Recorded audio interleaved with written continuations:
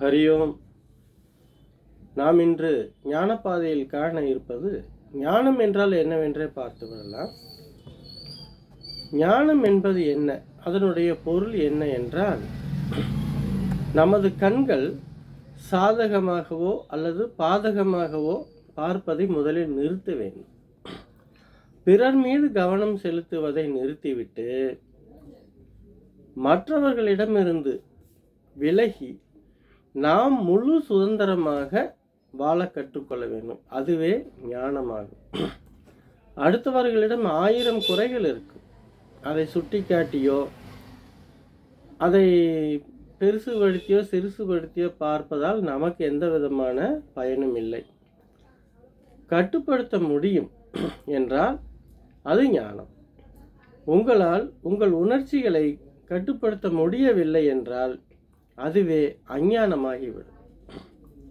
உன் வீழ்ச்சிக்கும் அதுவே காரணமாகும். இப்பொழுது நாம் வாழ்க்கையில் தோற்றுக்கொண்டே இருக்கிறோம் என்றால் அது அடுத்தவர்களை பற்றி சிந்தனை செய்து கொண்டே இருக்கிறோம். அவன் அப்படி, இவன் இப்படி. இது நமக்கு தேவையில்லாத வேலை.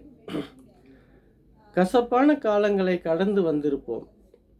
நம் வாழ்வில் மிகவும் கஷ்டமான காலங்களை எல்லாம் கடந்துதான் வந்திருப்போம்.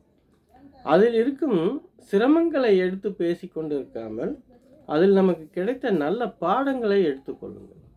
அந்த தவறுகளை திருத்தி கொண்டோமேயானால் நமது செயல்களும் சிந்தனைகளும் ஞானமுள்ளதாக இருக்கும்.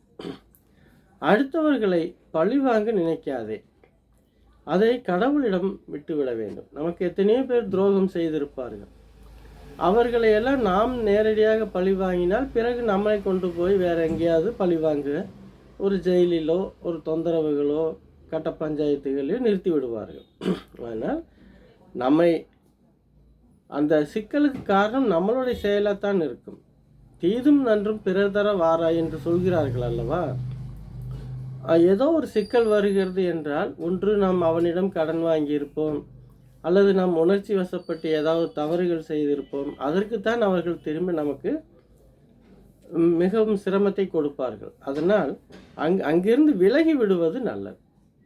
விலகிவிட்டு அவரை பழிவாங்குவதனுடைய செயல்களை இறைவனிடம் ஒப்படைத்து விடுங்கள். நிச்சயமாக நமது வாழ்க்கை மிகவும் சிறப்பாக இருக்கும்.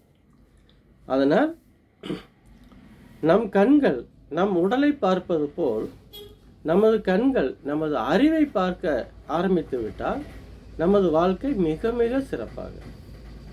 கண்களால் எத்தனையோ பார்க்கிறோம், அதை அறிவை பார்க்க வேண்டும். அறிவை பார்த்து விட்டால் நம்மளுடைய சிந்தனை செயல் அனைத்தும் மிகச் சிறப்பாக இருக்கும். நன்றி. இந்த காணொளி உங்களுக்கு பிடித்திருந்தால் மற்றவர்களுக்கும் பகிருங்கள். ஆர்ட் ஆஃப் ஹில்ஸா யோகா என்றும் இருக்கிறது, அதிலும் கண்டு மகிழுங்கள். நன்றி. மீண்டும் நாளை சந்திப்போம்.